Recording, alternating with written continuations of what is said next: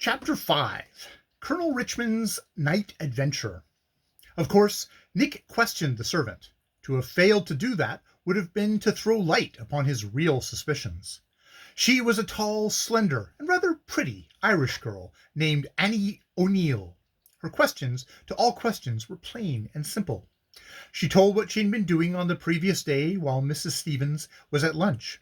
She had not been in the dining room at all the time, but had come in twice or thrice when summoned. During the remainder of the time she had been in the kitchen. Nobody had been there with her there. When Nick left the house, he rode half a mile back along the road, and then dismounted and sat down under a big tree.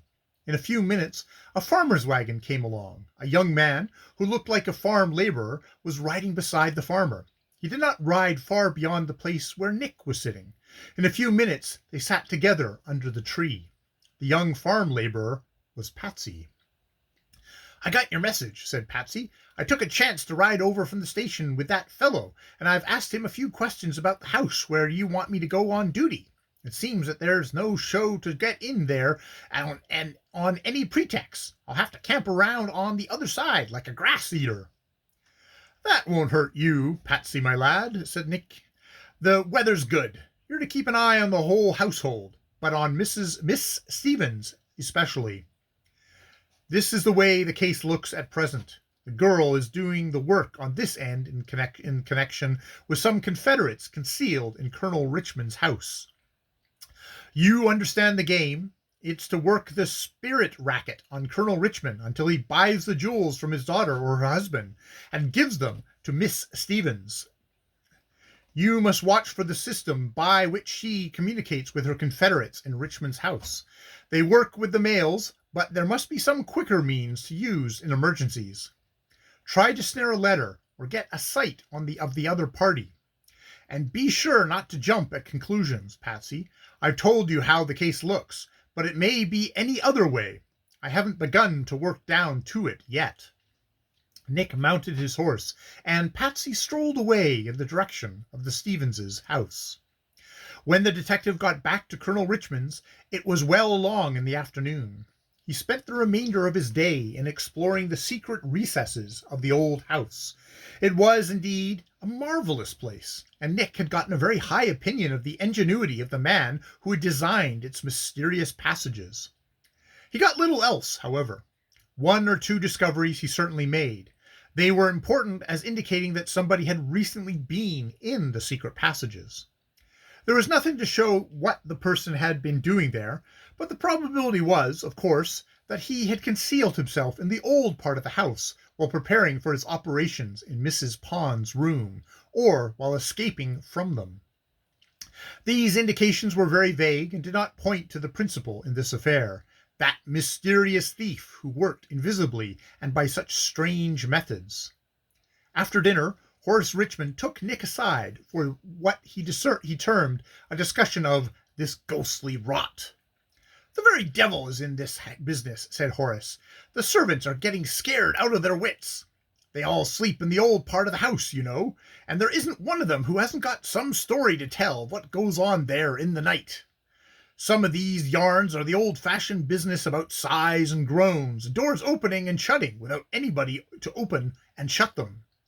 But under it all, I must say, there seems to be a basis of fact.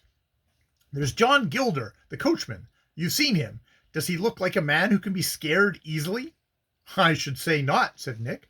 "He looks to me like a Yankee horse trader who is too intimate with the devil and his ways to be at all alarmed about them." "Well, just so. Well, John Glider came to me today and told me just as calmly as I'm telling you the time of day that he'd seen the ghost of Miss Lavinia Richmond. He saw her right in this room where we are now." They had gone into the large dining room in the old mansion.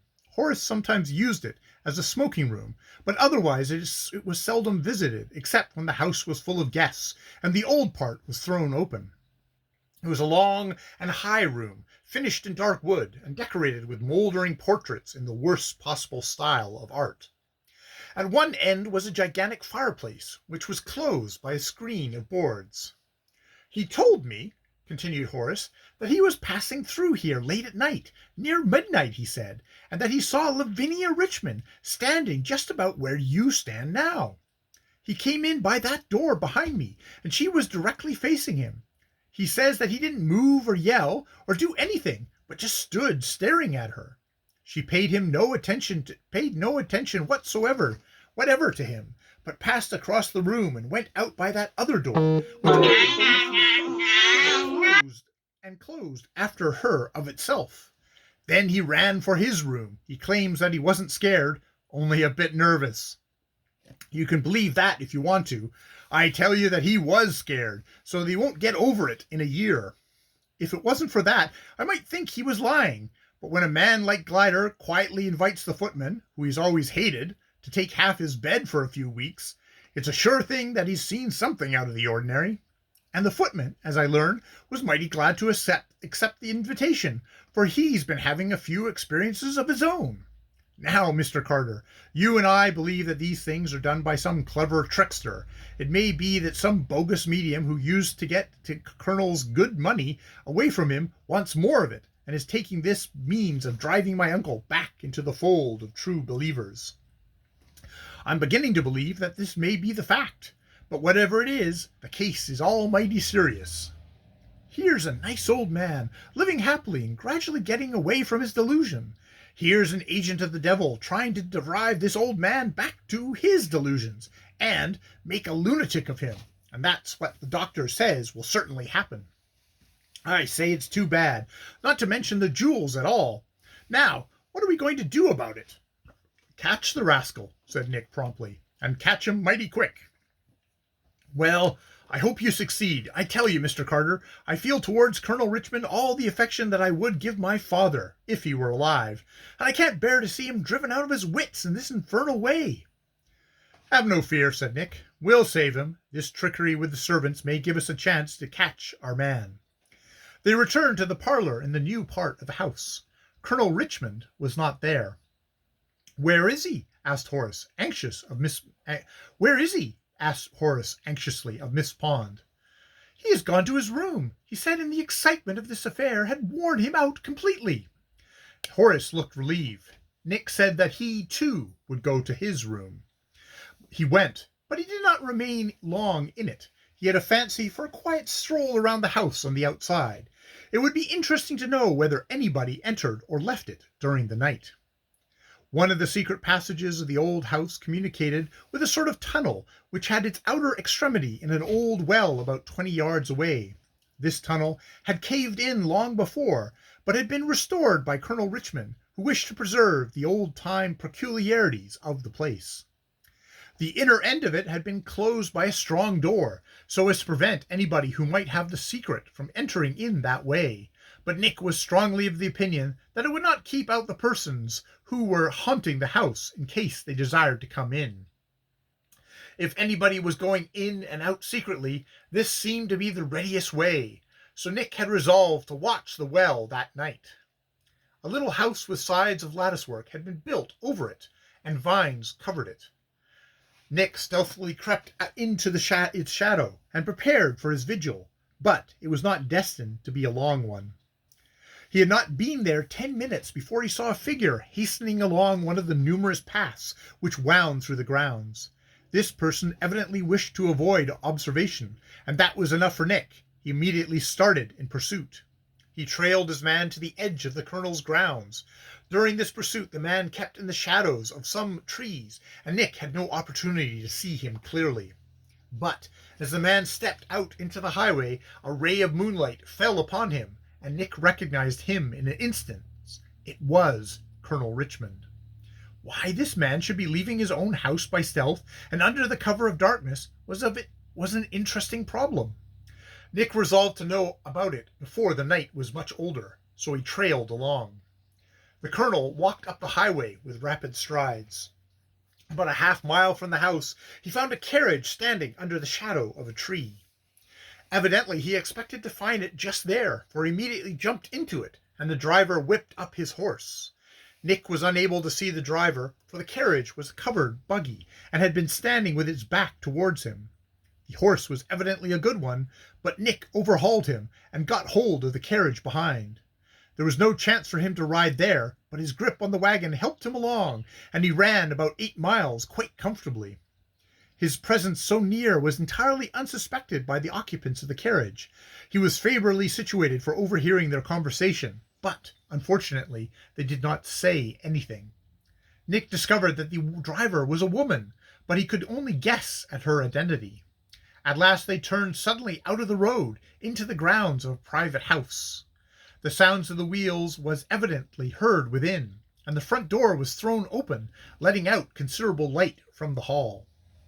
Nick could not go too near that light, so he let go and crept into some shrubbery.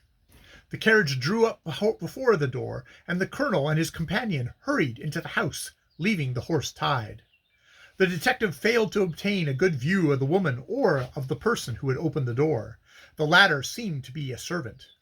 When the door had closed, Nick crept up. He maneuvered carefully and discovered that there was somebody sitting in the hall just inside the door. Entrance by that means was out of the question.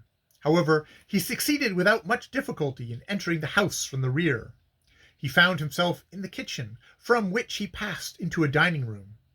This apartment was almost totally dark. Nick felt his way to the side opposite the kitchen and came to a heavy pair of folding doors. From the other side came a confused murmur of voices, as if many persons were talking in hushed tones. Presently they became quite still, and then there arose the sound of music. It was a slow and somber strain, as from an organ gently played. Nick was crouched against the door among the folds of a curtain which could be drawn across. Suddenly he heard a slight sound behind him. He turned noiselessly. A white figure flitted across the room. Nick was at one end of the folding doors, and the figure passed to the other end and into the corner beyond. There it suddenly vanished. The light was so dim that Nick could not tell exactly what had happened. It certainly seemed as if the figure had gone straight through the wall. About a minute later, another form appeared in the same way. It crossed the room and vanished. "Good," muttered Nick. "I'll back these ghosts against any that Colonel Richmond can raise in his house." Almost immediately there was the sound of a voice in the room beyond the doors. "Does any person present recognize a departed friend?" it said. Then Colonel Richmond's voice arose, hoarse and trembling with emotion. "Aunt Lavinia," he said, "tell me what you wish me to do. I will obey you instantly." "I thought so," chuckled the detective. "The colonel has come to attend a spiritual seance." End of chapter 5.